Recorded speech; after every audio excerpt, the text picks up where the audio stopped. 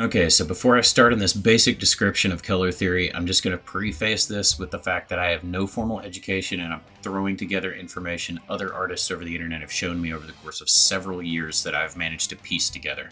So take what I say with the grain of salt. That's also why I'm titling this I Guess I Know Stuff. This is meant to be a rough guideline to help bring to light some concepts artists might have never thought of before, and it's a tongue-in-cheek self-roast about my own doubts about me being sure enough if I've actually have some useful information to impart to you or not.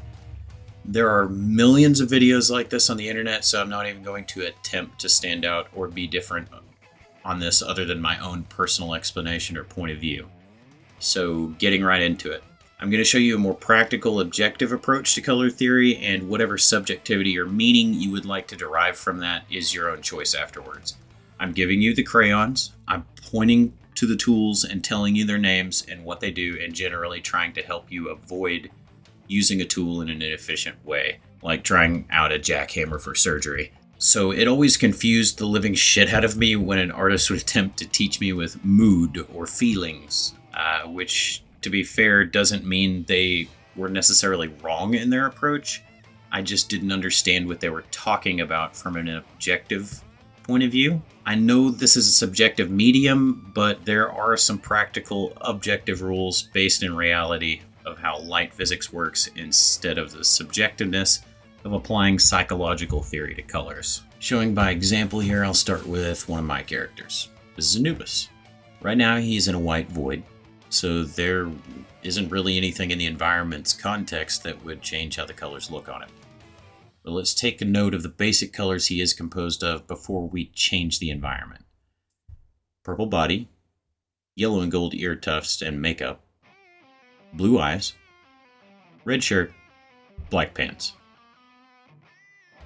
Keep that in the back of your mind while we do the next steps. Okay, so let's place him in a room with blue walls. In this case, the type of blue I'm going to use is cyan because it will make the effects a bit more apparent. After placing him in a blue room, let's choose a light source color. In this case, I'm going to pick yellow due to that being a common color of natural and artificial light sources. Our light source is going to beam in from here down to the blue room and strike its surface. So the combined colors of the light source, yellow, and the surface of the room, blue, will change the color of the light bouncing off of it to green. So now we have green beams of scattering light bouncing off the room onto our character. This is where taking note of the character's colors comes in. So since we know the new color of the light source is green, that means we need to color the parts of the character that are in shadow with all of this in mind. But wait, each part of Anubis here is a different color. Bear with me because this is where the headache will start to set in. It made my brain hurt at first too. I swear you'll get used to it if you practice enough. So we have to carefully consider what each section the resulting color will be. Let's start with his body color, purple. So green light plus purple equals a grayish blue, but it's a bit bright, so go to your color wheel and drag it to a darker value. And if at any point in this process you get confused on which color should combine to make another color, just remember the color of the light hitting what you would like to shade. Keep in mind this trick only works in digital if you're using real paint. God help you. Make a new layer above your target object or character.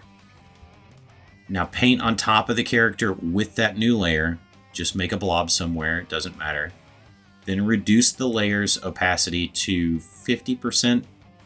Then you should take your color picker and select where your paint just overlapped with the color of the object or character. This will give you a pretty good estimate of what the resulting color should be, and then apply all of that logic that I just gave you to the other parts of the character and shade like you normally would. What I have just shown you is the basics, but things can get pretty hairy if you start adding objects of different colors and different colored artificial light sources into a project. But it will help the piece look more convincing in the long run. What you do with this information is up to you. I wish you the best of luck. Color theory can be a pain in the ass to get used to.